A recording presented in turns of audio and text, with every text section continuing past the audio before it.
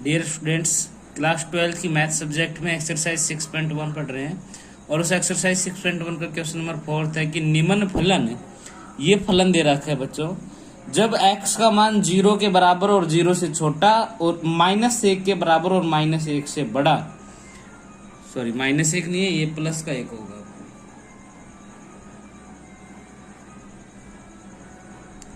तो आपको -x² लिखना है।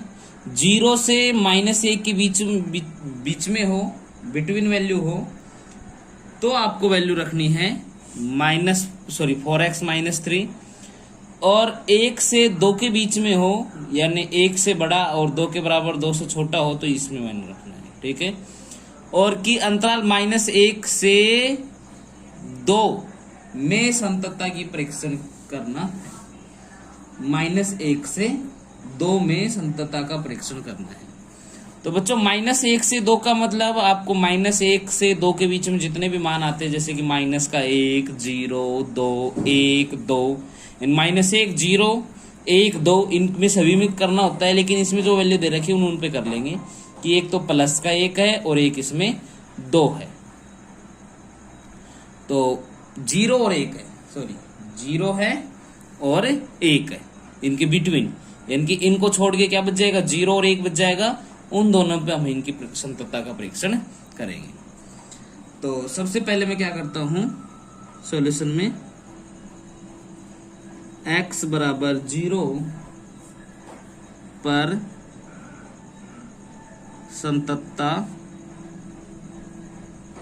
परीक्षण, और क्या कर लेंगे, x बराबर 0 पर फलन की दाएं सीमा। दाएं सीमा से मतलब है f(0 + h), सूत्र हो जाएगा limit h tending to 0 f(0 + h). 0 + h का मतलब हो जाएगा 0 से बड़ा, और 0 से बड़ी वैल्यू कहां पर रखेंगे आप, इस वाले फलन में रखेंगे 0 + h, इनकी 0 से बड़ा, ये वाला बीच वाला फलन है, इसमें रखेंगे वैल्यू कि limit h tending to 0 4 into, देखो 0 से बड़ा ये 0 से बड़ा और 1 से छोटा, तो 0 से बड़ा ये वाला इसमें रख देंगे 4, यहाँ पर 0 + h - 3।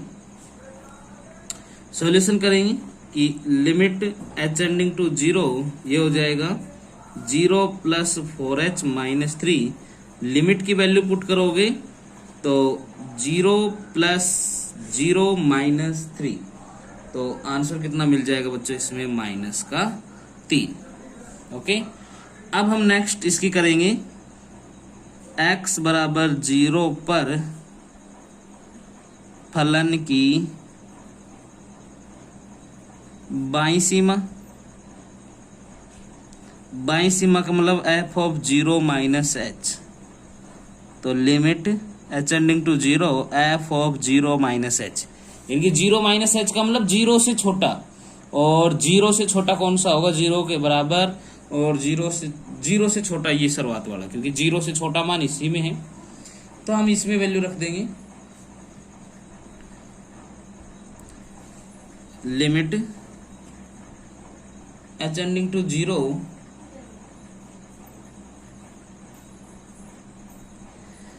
यहां पर वैल्यू रखेंगे कि -0 - h और इसका होल स्क्वायर, तो limit h tending to 0 -h और स्क्वायर, वैल्यू पुट करेंगे, h की वैल्यू पुट कर दीजिए, h के स्थान पे 0 रख देंगे, इनकी माइनस और 0 का स्क्वायर, और -0 का स्क्वायर कितना आता है बच्चों, 0 आता है। तो यहां पर जो आपकी दाईं सीमा है, दाईं सीमा इज नॉट इक्वल टू बाईं सीमा। दोनों सीमाएं बराबर नहीं आई, क्योंकि ये -3 आता है, ये 0 आता है। x बराबर 0 पर फलन संतत नहीं है। अब नेक्स्ट किस पे करेंगे, 1 पर करेंगे, क्योंकि -1 से 2 के बीच में था तो 0 पे कर लिया। अब हम करते हैं x बराबर 1 पर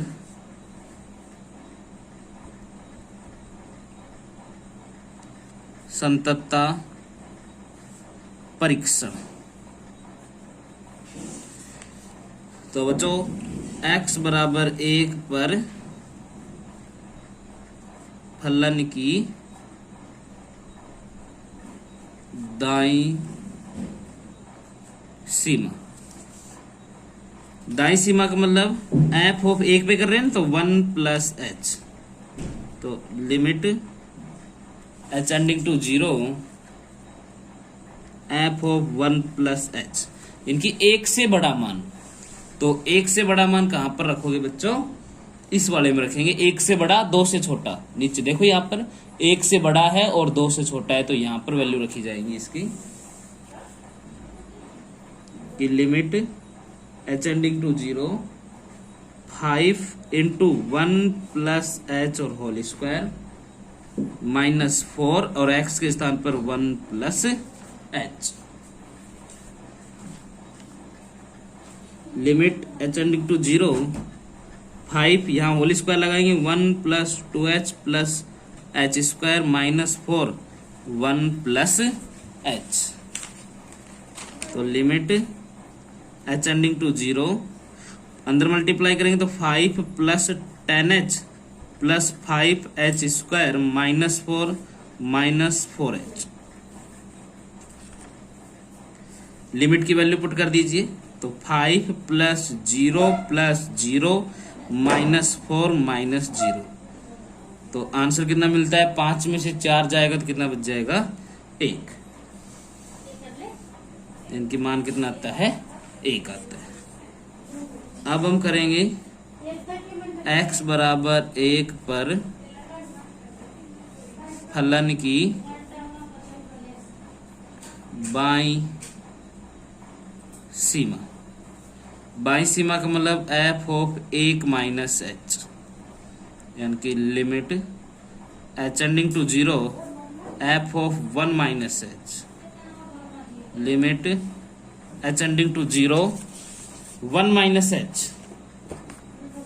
तो 1 माइनस h का मतलब 1 से छोटा मान, और 1 से छोटा मान कौन से में रहेगी बेटा? ये रहा 1 से छोटा मान, 0 से बड़ा लेकिन 1 से छोटा। तो इस वाले में वैल्यू रखेंगे तो कितना? 4 x के स्थान पर 1 माइनस h और -3। Limit h ending to 0 multiply करेंगे 4 माइनस 4h -3, लिमिट की वैल्यू पुट कर दीजिए तो हो जाएगा 4 माइनस 0 -3। तो 4 -3 कितना आता है? 1 आता है। तो दोनों जगह सेम आ रहे हैं। तो यहां पर आपकी यहां दाईं सीमा बराबर आई है बाईं सीमा के, इनकी दोनों सीमाएं बराबर हैं, जिसका मतलब x बराबर 1 पर फलन संतत फलन है। x बराबर 1 पर अपना संतत हो गया। तो लेकिन देखिए x बराबर 1 पर तो संतत है, x बराबर 0 पर असंतत है। तो इस अतः 1 पर संतत आ रहा है 1 पर असंतत आ रहा है, तो ये पूरा अंतराल की बात करें, अतः फलन अंतराल -1 से 2 में असंतत है, असंतत